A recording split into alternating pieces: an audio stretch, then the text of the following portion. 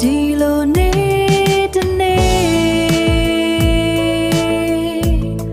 ငါတို့ရှောက်ခဲ့ဘူးတိမ်တွေငေးရင်နဲ့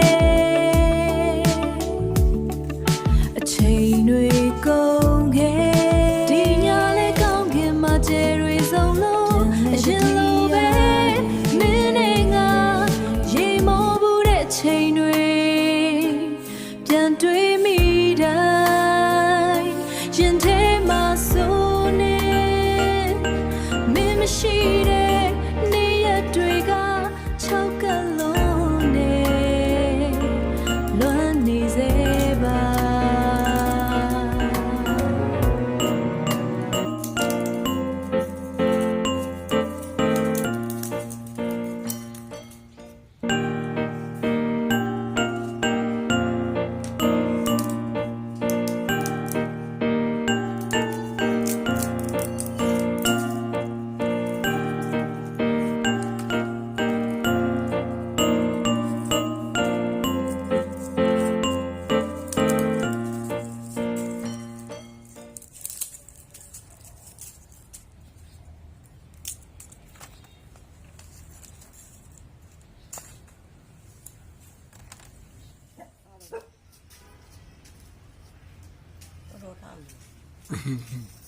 Okay.